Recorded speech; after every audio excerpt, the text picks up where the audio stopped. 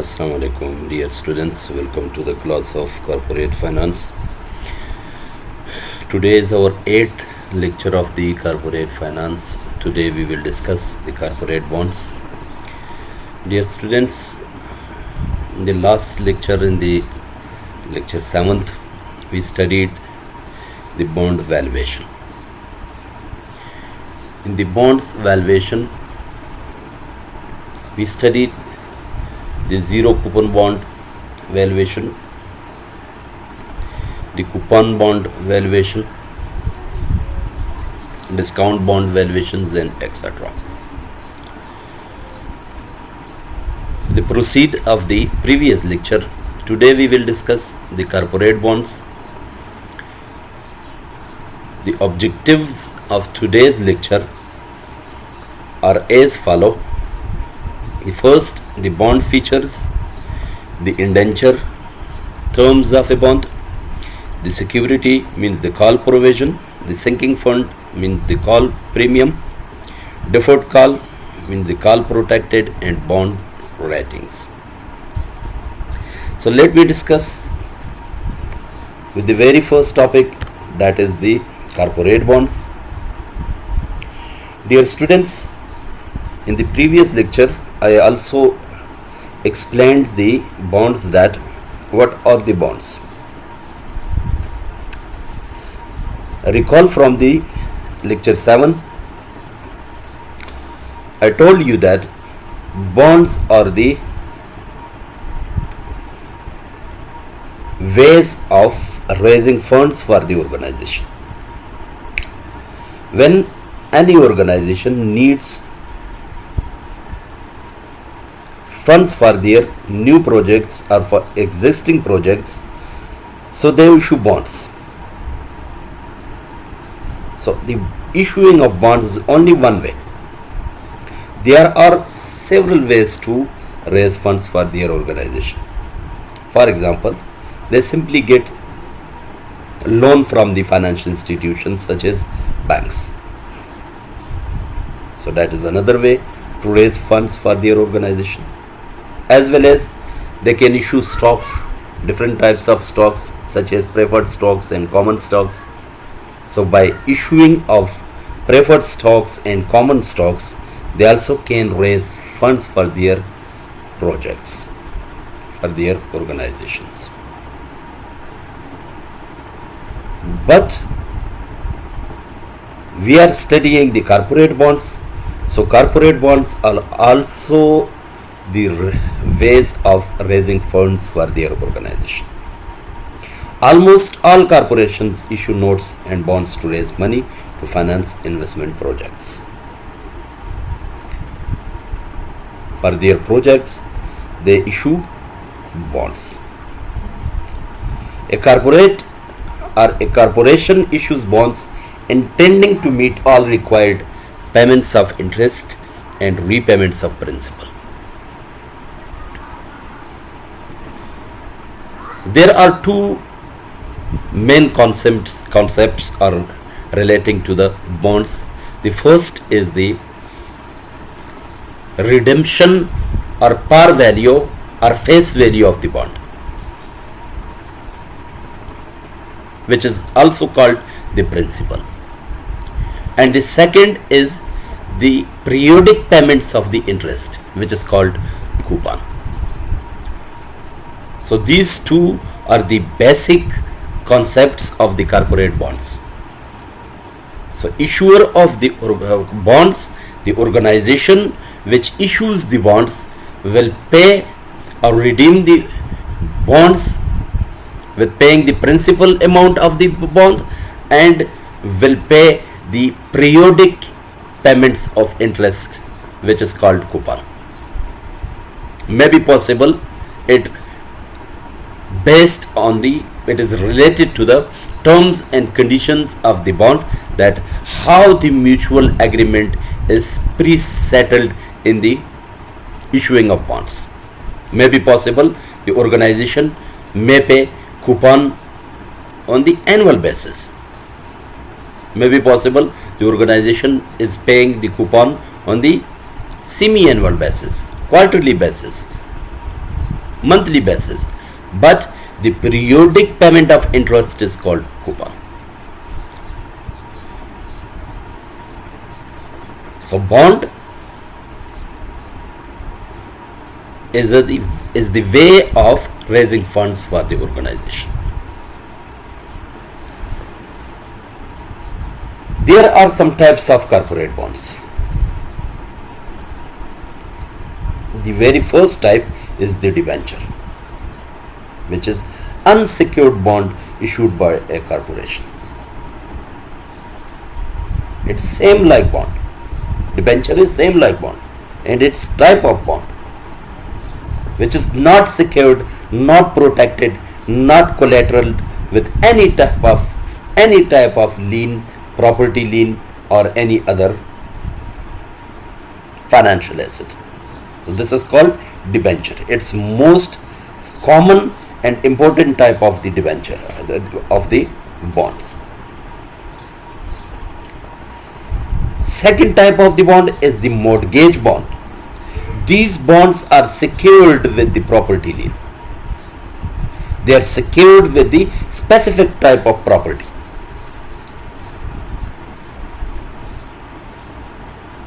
For example, any bond that is collateraled or that is secured with the real estate. So these are called the mortgage bonds. So what is the benefit of mortgage bonds?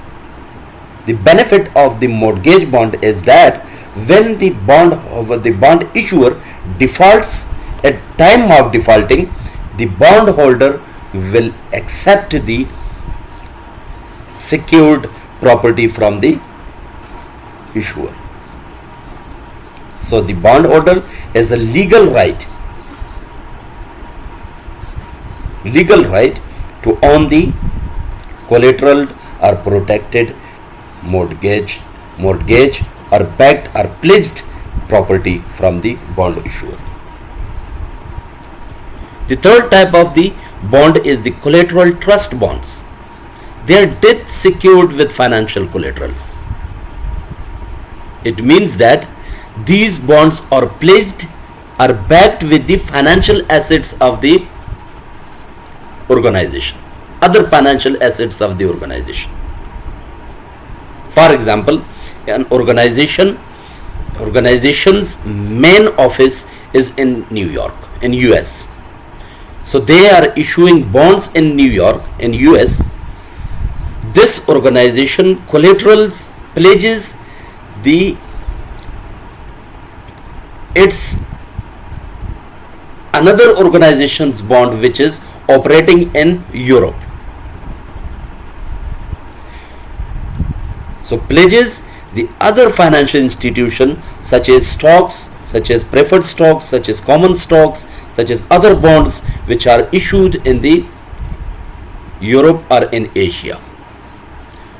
So the New York bonds are collateraled, pledged, backed with the Europe bonds.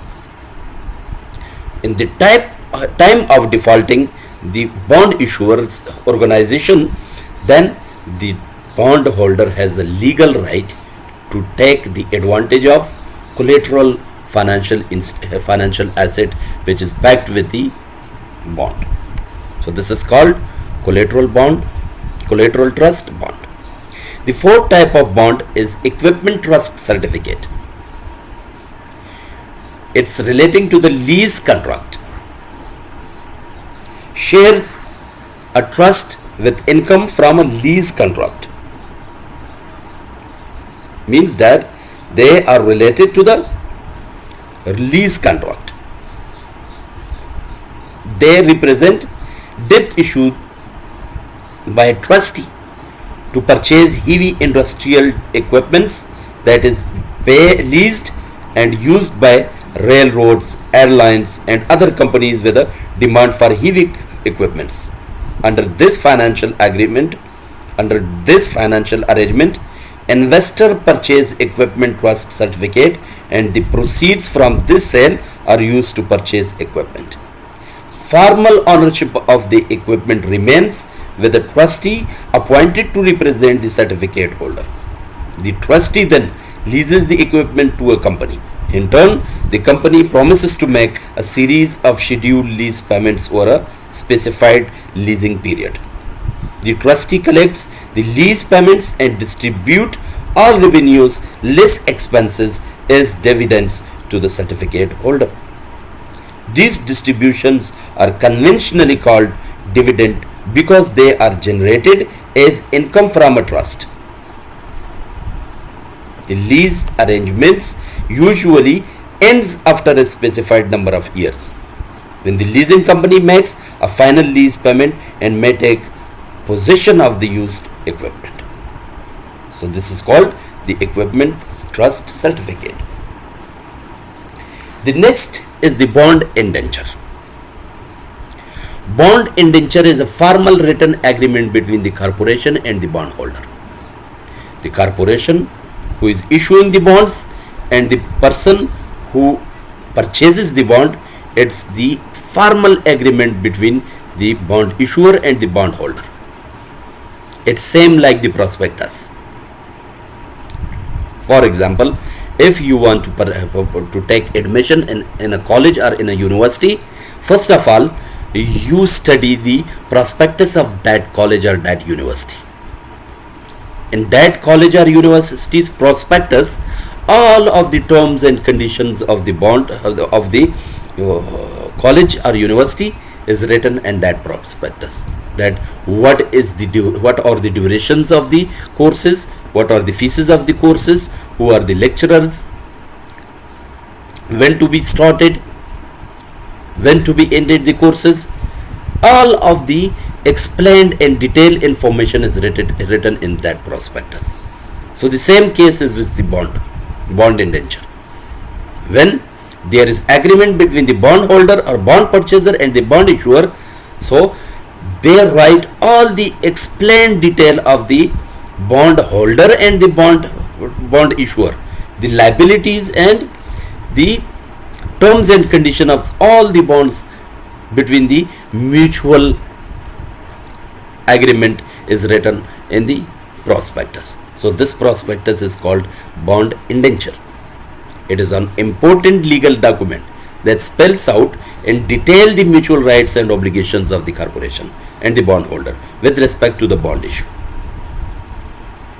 So what type of bond is this?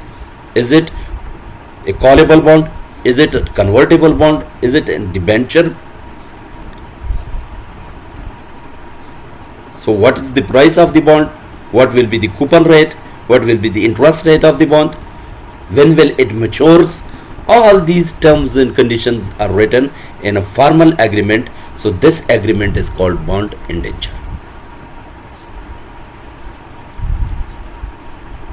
This formal agreement is called bond indenture. Bond seniority provision. Consider a corporation with two outstanding bond issues. The first, a mortgage bond issue with certain real estate asset pledged as security. So mortgage bond, before we studied that, they are pledged with a specific type of property.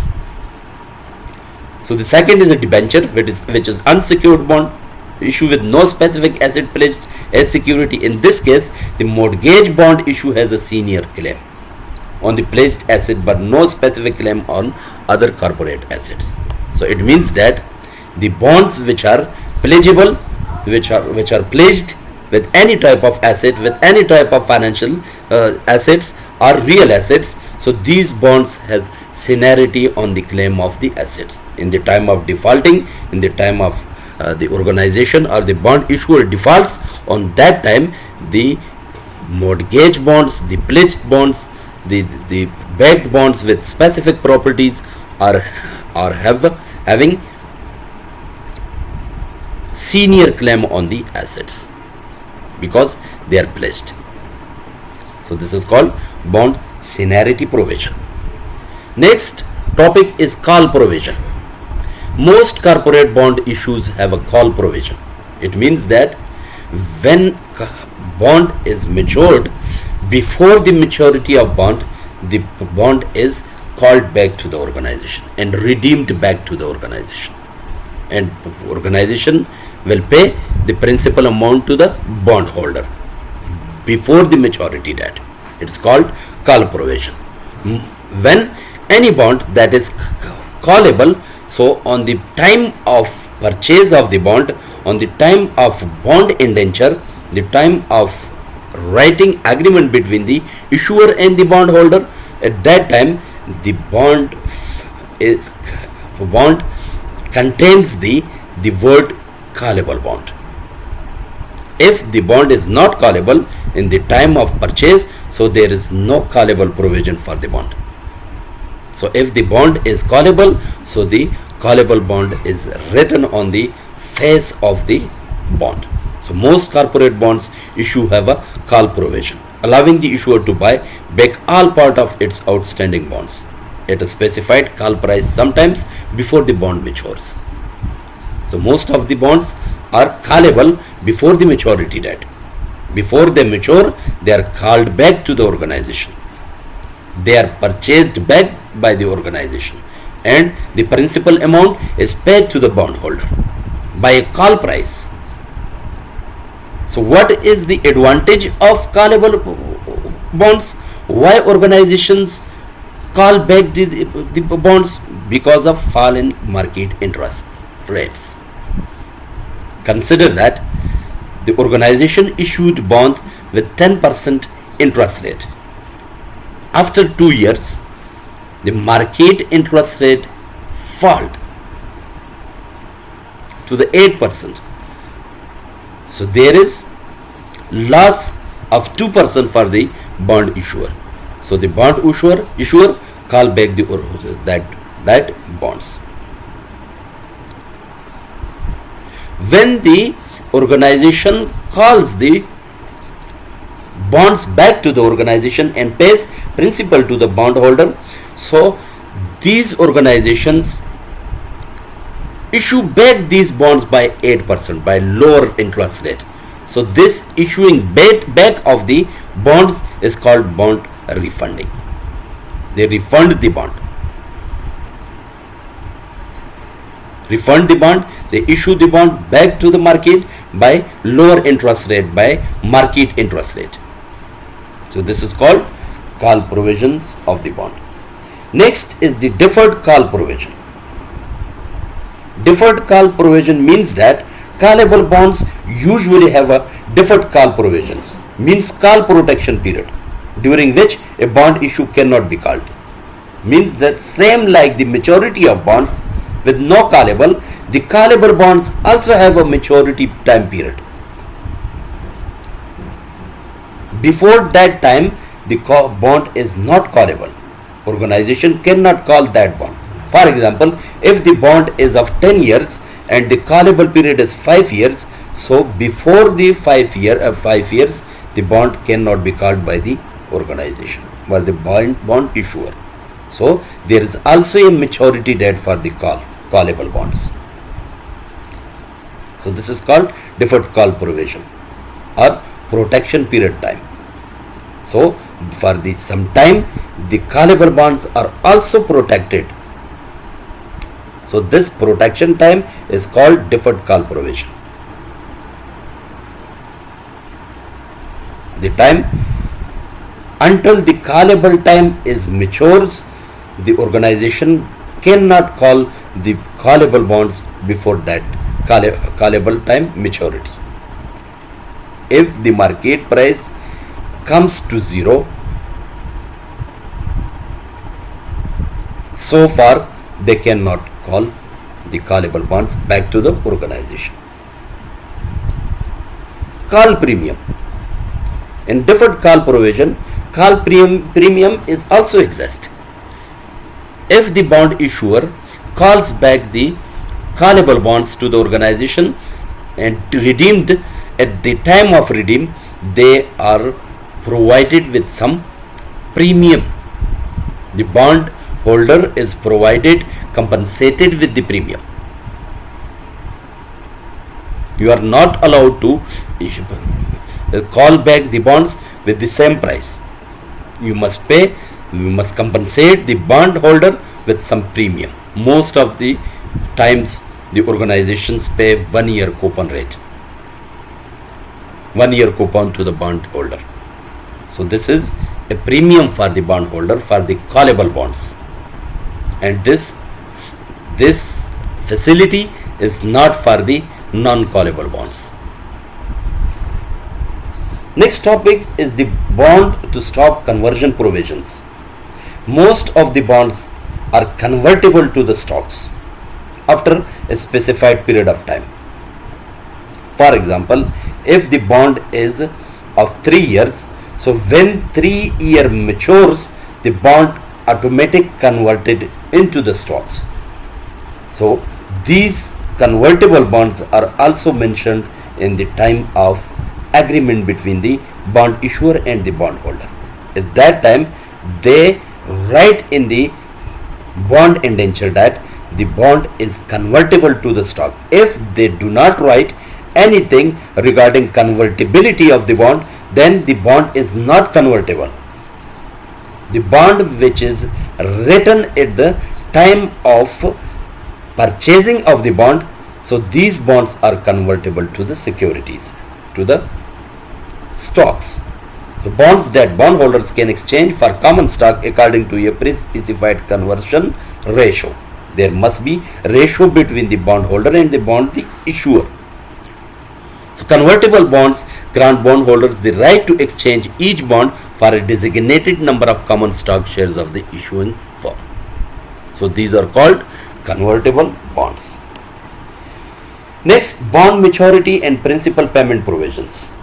Term bonds. A term bond issue has a single maturity date.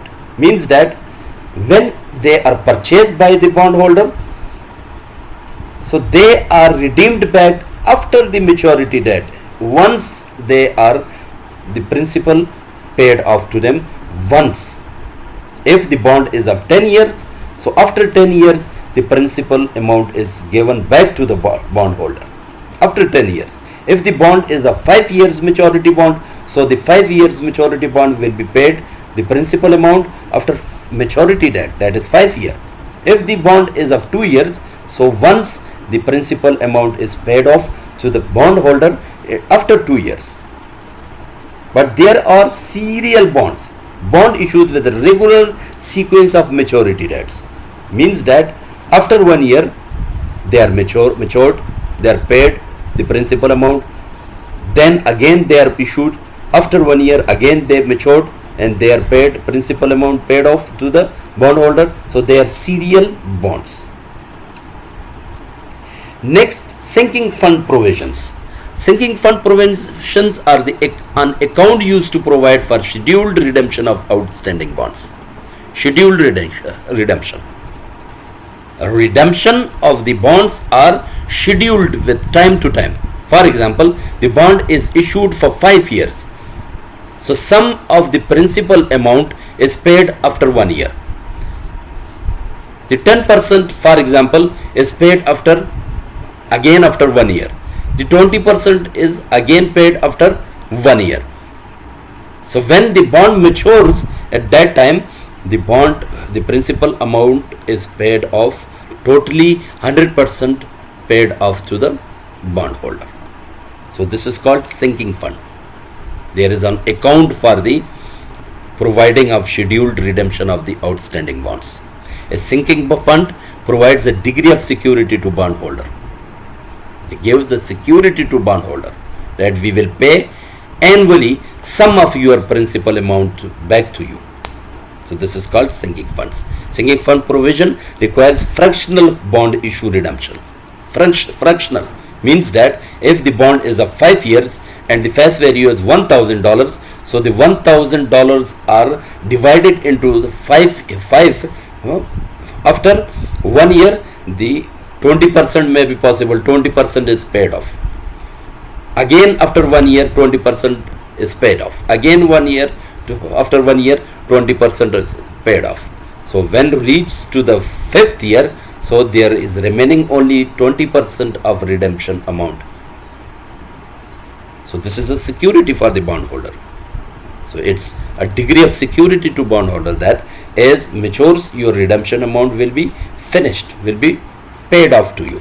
So this is called sinking fund provision.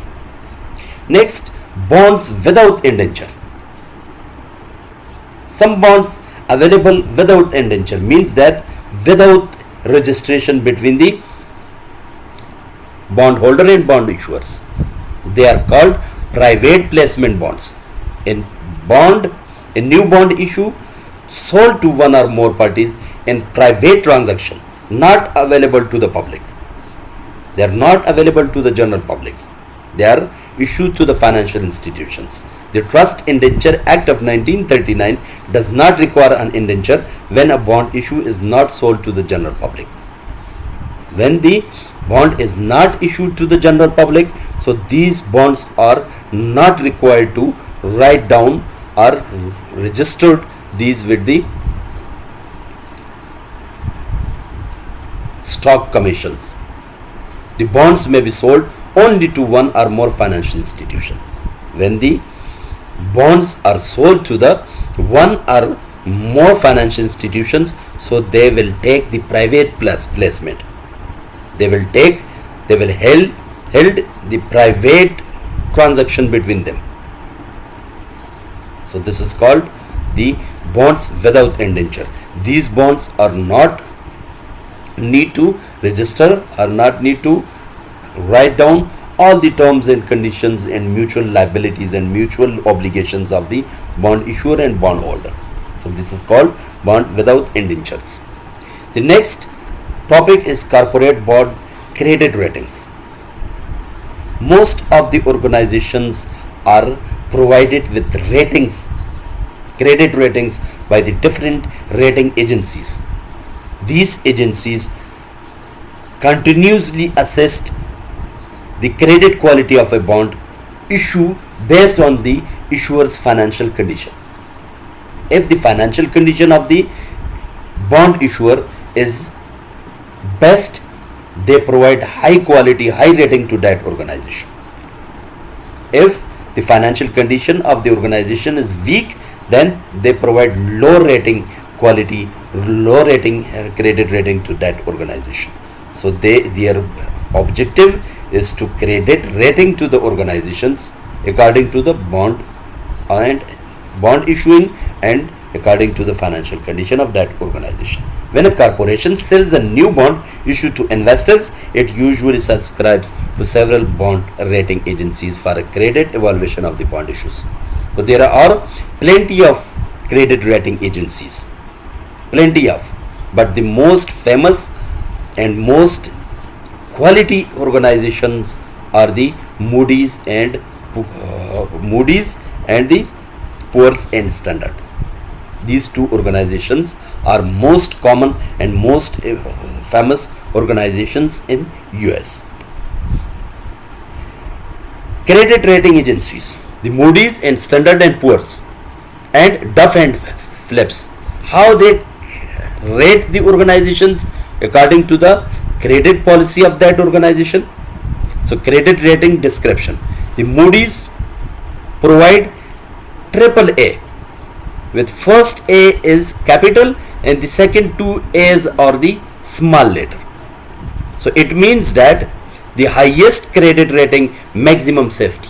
These bonds are the highest credit rating and they are maximum safety.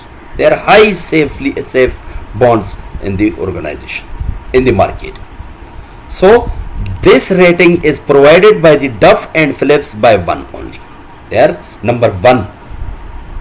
It means that the quality of that bonds are number one. And this rating is provided by the Standard and Poor's AAA, with all of them with capital letter.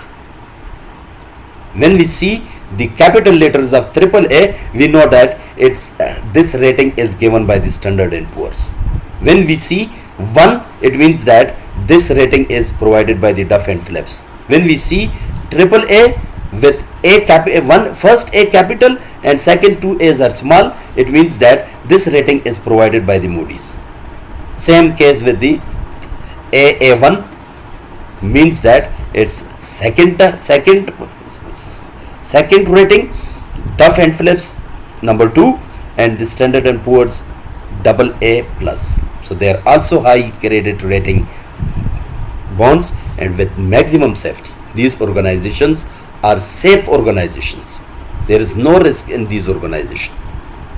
According to the Moody's, according to the Duff and Phillips, it's number 3, and according to the Standard and Poor's, only 2A. These organizations are high credit quality, not highest credit quality. They are high credit quality investment grade bonds. Investment grade bonds means that most of the investors invest in these bonds. They are also number 4, AA3, double A minus, and number 4 for the Duff and Phillips. For the Moody's, A1, for the Duff and Phillips 5, and for the Standard and Poor's A plus. Next, the A2 for the Moody's, number 6 for the Duff and Phillips, and the Standard and Poor's A only. So they are upper medium quality investment grade bonds. Upper medium quality. So BAA2 number 9 and triple B are lower medium quality investment grade bonds, and speculative grade bonds rating are the BA1 number 11, BB plus low credit quality speculative grade bonds. Speculative grade bonds means that speculators expect that these bonds will give them a higher return, but they only expect. For the Moody's, B1, for the Duff number 14, for the Standard and Poor's, B plus, very low credit quality speculative grade bonds. Extremely speculative grade bonds ratings are the CAA for the Moody's, number 17 for the Duff and Phillips, and triple C plus are the extremely low credit ratings, high risk bonds. They are high risk bonds. And the last, CA and C for the Moody's. For the Duff and Phillips there is no, and for the Standard and Poor's, CC, C and D, these 3 types of bonds are extremely speculative. They are in type of bonds in default. Maybe possible these bonds will default. So thank you so much. Thank you very much. This was your today's lecture. I hope you got more about the bonds. Have a nice time.